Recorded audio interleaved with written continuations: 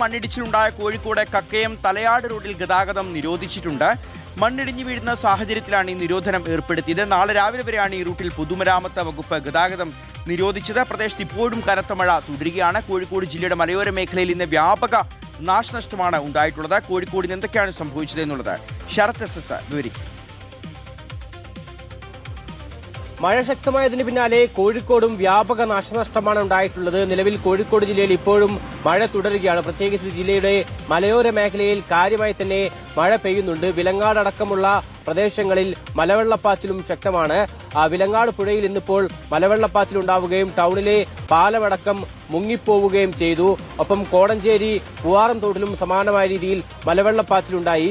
വനമേഖലയിൽ ശക്തമായ മഴയ്ക്ക് പിന്നാലെ ഉരുളുപൊട്ടിയിട്ടുണ്ടോ എന്നുള്ള സംശയമാണ്. അങ്ങനെയാണ് ഈ മലവെള്ളപ്പാച്ചിൽ വരാനുള്ള സാധ്യത പറയുന്നത്. മലവെള്ളപ്പാച്ചിൽ ഇത്തരത്തിൽ ചെളിയും മണ്ണും കല്ലുമൊക്കെ തന്നെ ഒഴുകി വരുന്നുണ്ട്. കടപൊഴുകി വീണ മരങ്ങളടക്കം പുഴയിലൂടെ ഒഴുകി വരുന്ന സാഹചര്യമുണ്ട്. അതിശക്തമായ രീതിയിൽ വെള്ളം ഒഴുകി ഒലിക്കുന്നുണ്ട്.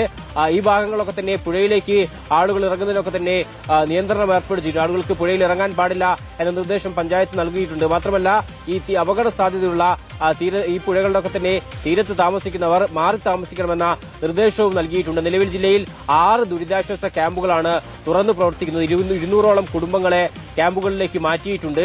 വിലങ്ങാട് തന്നെ 130ഓളം കുടുംബങ്ങളാണ് ഇത്തരത്തിൽ ദുരിതാശ്വാസ ക്യാമ്പിൽ രജിസ്റ്റർ ചെയ്തിട്ടുള്ളത്. അങ്ങനെ അപകട സാധ്യതയുള്ള സ്ഥലങ്ങളിൽ നിന്നൊക്കെ തന്നെ ആളുകളെ നിലവിൽ മാറ്റി പാർപ്പിച്ചിട്ടുണ്ട്.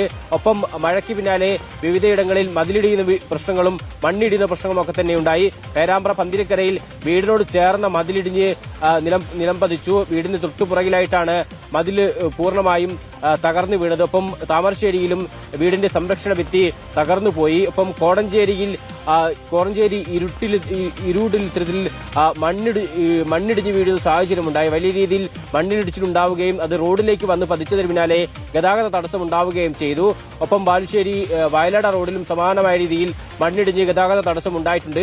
ഇവിടങ്ങളിൽ നിന്നൊക്കെ തന്നെ ഈ മണ്ണിടിയിൽ ഭീഷണിയുള്ള സ്ഥലങ്ങളിൽ നിന്നൊക്കെ തന്നെ ആളുകളെ ക്യാമ്പിലേക്ക് എന്തായാലും മാറ്റി പാർപ്പിച്ചിട്ടുണ്ട്. നിലവിൽ എന്തായാലും കോഴിക്കോട് ജില്ലയിൽ ഇപ്പോഴും മഴ തുടരുകയാണ്. പ്രത്യേകിച്ച് ജില്ലയുടെ മലയോര മേഖലയിൽ അതിശക്തമായ രീതിയിൽ മഴ തുടരുകയും ചെയ്യുന്നുണ്ട്. ഒപ്പം താമരശ്ശേരി ഭാഗത്തടക്കം താമരശ്ശേരി ചുരത്തിലടക്കം ഇന്നിപ്പോൾ നേരിയ തോതിൽ മണ്ണിടിച്ചിലുണ്ടായിട്ടുണ്ടായിരുന്നു.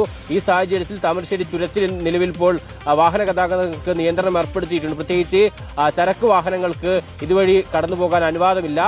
മറ്റു മാർഗ്ഗങ്ങൾ സ്വീകരിക്കണമെന്നുള്ളതാണ് ജില്ലാ ഭരണകൂടം അറിയിച്ചതൊപ്പം ഇത്തരം ടൂറിസ്റ്റ് കേന്ദ്രങ്ങൾ അല്ലെങ്കിൽ വിനോദസഞ്ചാര കേന്ദ്രങ്ങളിലൊക്കെ തന്നെ സഞ്ചാരികൾ പോകാൻ പാടില്ല എന്ന നിർദ്ദേശം കൂടി നൽകിയിട്ടുണ്ട്. നിലവിലെ സാഹചര്യത്തിൽ ജാഗ്രത പാലിക്കണം. പ്രത്യേകിച്ച് മലയോര മേഖലയിലുള്ള യാത്രയിൽ ജാഗ്രത പാലിക്കണമെന്ന നിർദ്ദേശം ജില്ലാ ഭരണകൂടം പുറപ്പെടുവിക്കുകയും ചെയ്തിട്ടുണ്ട്.